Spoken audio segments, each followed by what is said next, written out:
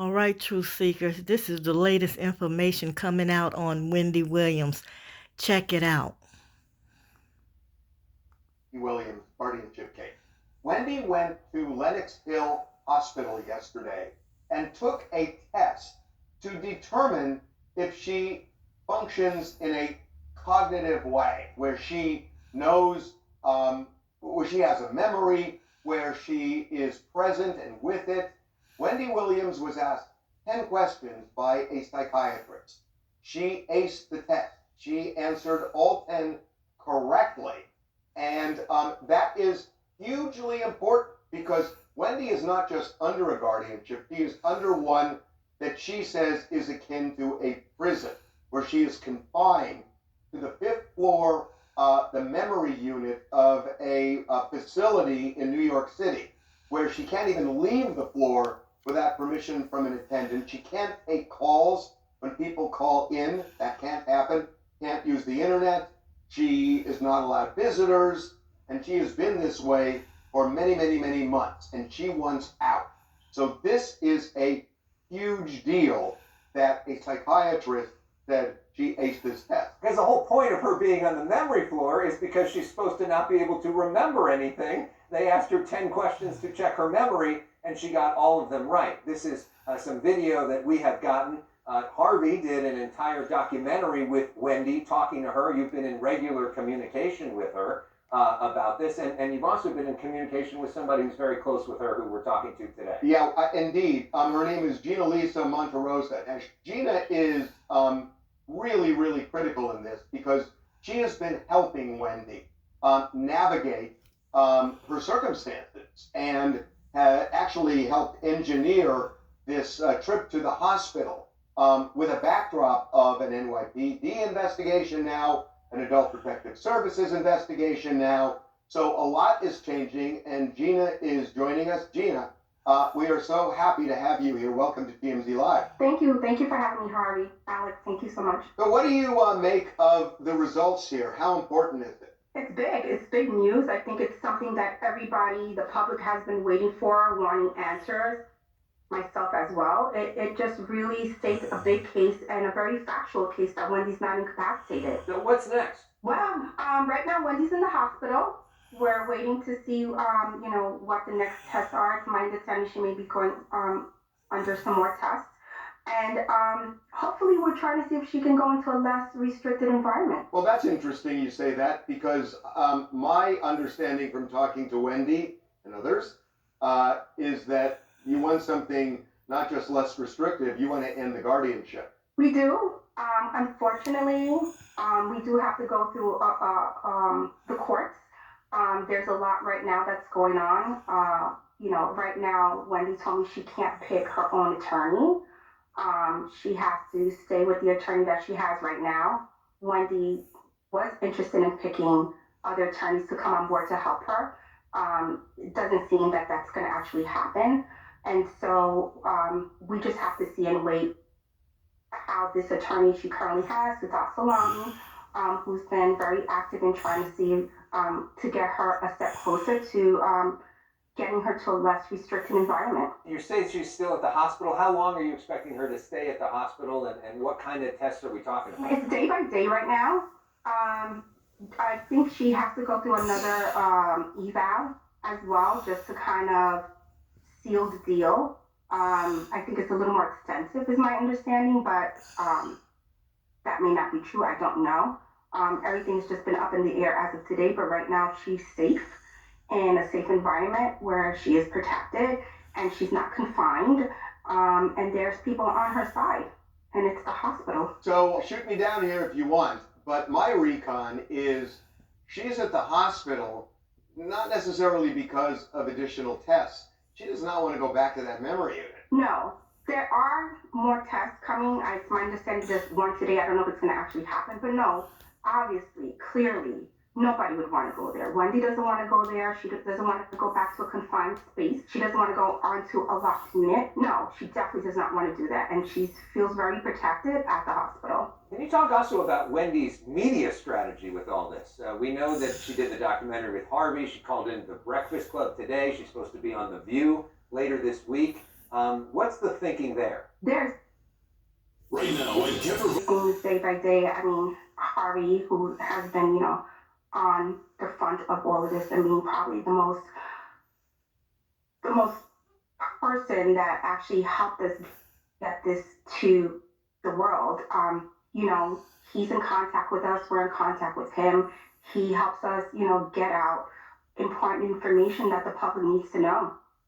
There's no strategy. There's no book I'm following. There isn't anything. Gina, the question that I'm asked more than any other is why is the guardianship, the judge and the guardian, why are they trying to hold on so tight?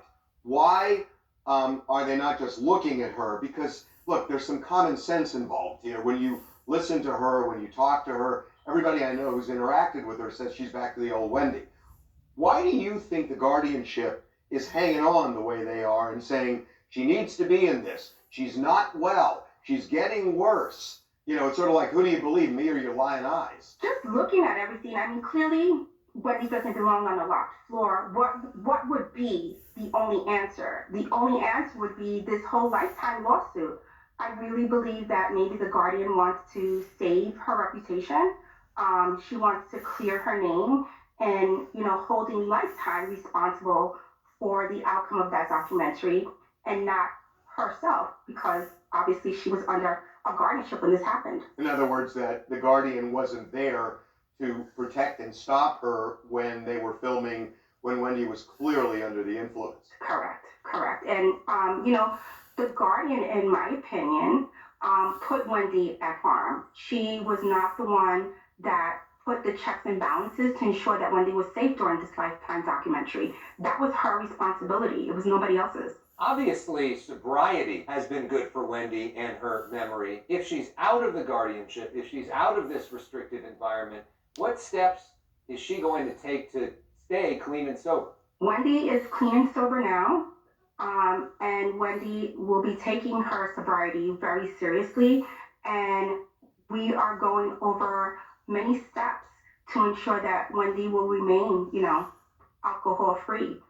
This is something that she understands. This is something that her niece understands. We all understand the importance of making sure that there are steps and there are barriers put in place, that Wendy is protected, and, no one is going to be, an influence, and she's not going to be in a situation where, she will start drinking again. I mean, that is a priority. That is a high priority on Wendy's end. Gina, I got a call yesterday from the NYPD, and they wanted my impressions of Wendy.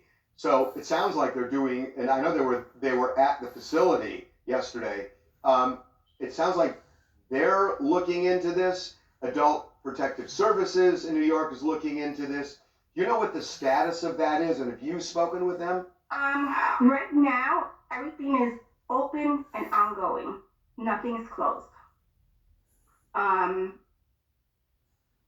Wayfair? And I'm more than sure that Wendy will exercise those steps. Has the Guardian said anything to Wendy with everything that's going on? I mean, the documentary and the NYPD and Adult Protective Services and the psychiatric test and all these things. Has the Guardian interacted with her at all to talk about this? No, it's my understanding Wendy said the Guardian showed up at the hospital, didn't ask how she's doing, didn't ask what's going on. Did she talk to Wendy? Not at all. She just stood outside of her room, according to Wendy. What's going on here? I mean, why would the Guardian interact with her? I think the Guardian is guarded, if that's the right thing to say. I think she feels that anything that she says towards Wendy is going to be put under a microscope, and she may be criticized for it. But that's sad and unfortunate, because to me, that means that she hasn't developed a relationship with Wendy. She's not. So as we get ready to end this video, y'all see what's going on. This is a money play. This guardian that is over Wendy is out to get her money.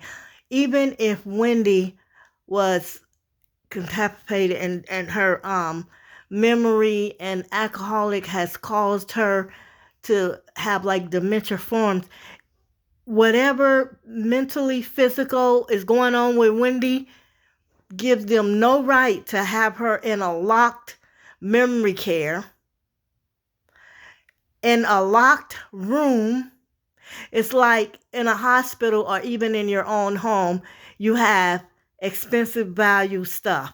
You have to keep it medications, narcotics. You have to keep them under double lock. So that means it has to be under 2 locks. So that means it would be like in a safe. And then the door that the safe is in has to lock. So let's say Wendy is that safe. Okay? Wendy is being locked in her room. And then allegedly, not only is she locked in her room, she's locked on a special memory care unit. That means in order for her to go outside of that memory care, not just her room now, but outside of that memory care, she has to get somebody to let her out to unlock it. And then she has to have permission. Now, even if you're living in an assisted living, a nursing home, if you are a resident that has memory care, you still have rights to certain, what do they call it? You still have rights to certain, things throughout the day. You have to be able to go outside and get fresh air. You have to be able to just live life day to day the way you do, no matter what illness or disease you have. You have to be able to have activities in your life. But if you're locked in a room all day and the only thing you get of the outside world or outside is looking through a window and waving at people as they go by, something's not right. It don't matter. Even a person that is on their last leg dying or whatever still have certain rights when it comes to outside of the way they live. So for this woman to be in assisted living and all the people you heard Wendy say are elderly, she could have this at home. A 24-hour caregiver right there in her home. What's wrong with that? So I'm sorry, but not only does this lady that's overseeing her, Sabrina, need to be investigated, that place that is keeping Wendy, where Wendy is living, it needs to be investigated too, because it is against the law to keep a resident locked in their room. Or even locked on a certain unit, even a memory care unit, 24 hours a day, where they can't get out and get no fresh air or interact with activities and stuff. That place where she's living needs to be investigated too, because something's not right with that place. This is your girl, straight to the truth. Y'all, let's keep Wendy in our prayers. Justice for Wendy, and hopefully with everything she's going through now, she'll be able to get off from under this devil woman. All right, y'all, don't forget to like, subscribe, follow, hit the bell up above, so when I post a video, you'll make sure you get it. Justice for Wendy Williams. She's coming back to us. Talking about she's lost her mind and incapacitated and needs to be in a memory care. It's all about money. The Sabrina chick needs to be investigated. The judge needs to be investigated. And the assisted living where they have Wendy living needs to be investigated. I'm out. Peace.